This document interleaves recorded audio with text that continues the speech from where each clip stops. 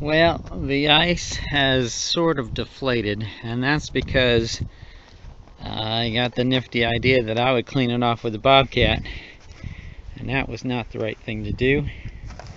You can kind of see there the little ice forming where it had first fallen in. But I pumped a bunch of water out last night to try to help rescue it. And I thought I had enough ice in here.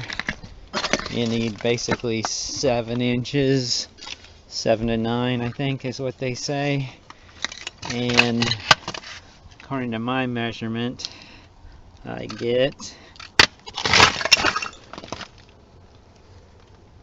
about 6.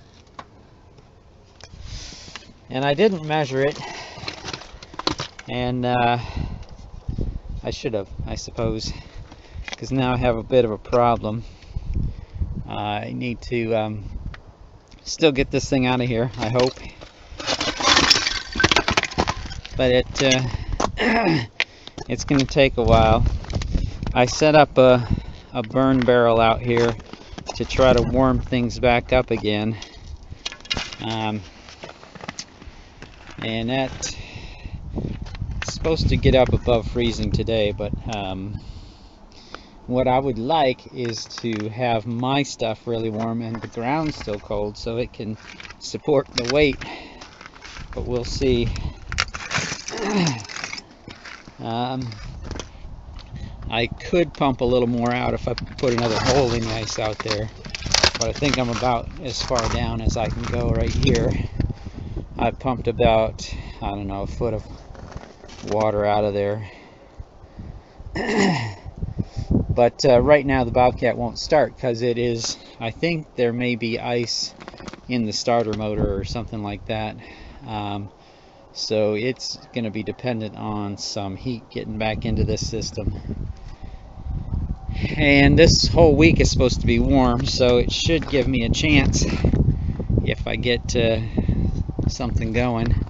Now I may be able to get another hole in the ice over there and pump out some more of this water. But more on that story, on the pumping the water and everything, later. But this is where we at today, and if I ever get that pump going again, I will show you some of that too.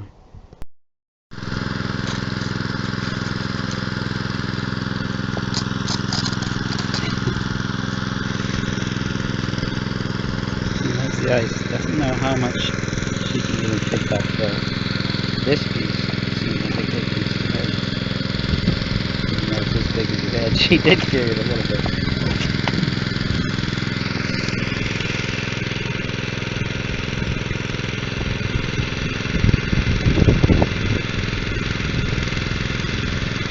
Just pumping the water out. Pumping.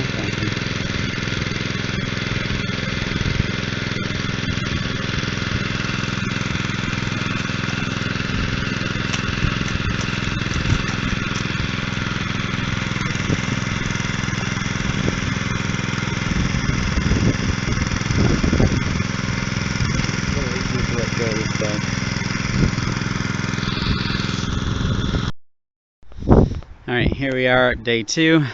I pumped the water down kind of a lot more than I really needed to, but this gives me some margin of safety. Overnight I had a tarp on it, and that barrel was upright and burning to kind of provide some heat to that, because the engine compartment had ice in it, which was preventing the fan blade from turning, which was preventing it from starting. But this morning I got it started. I've lifted up the front wheels some. I don't know if you can see that from this shot. And then I started putting ice and boards under it. The good thing is now I've got all these nifty little giant blocks of ice around that I can put under the tires or under the bucket to give it some weight distribution, to spread that weight out so I don't just dig into the mud. And I've got an axe over here that I'm using.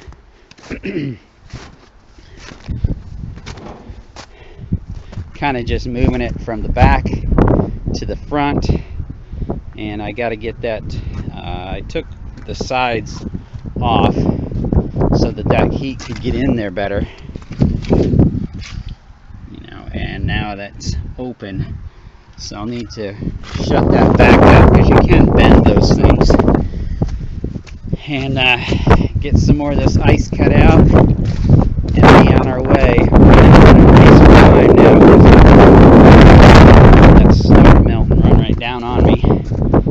Not only that it's going to be wet, but because the mud under that ice is worse than the ice itself. So let's get out of here. Alright, I have it up. I got a couple blocks under there, blocks of ice with board on top. Works out pretty good. I've got it jacked up pretty high.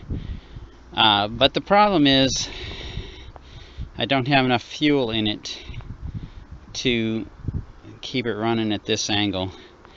So that's a problem, I guess. But I got more fuel right here, but that back door, I got to open that up to get to the fuel filler, and there is no way that's opening at that angle or any angle close to that angle, even if I got that ice out of the way. I may have to shovel it out with a shovel to get it open.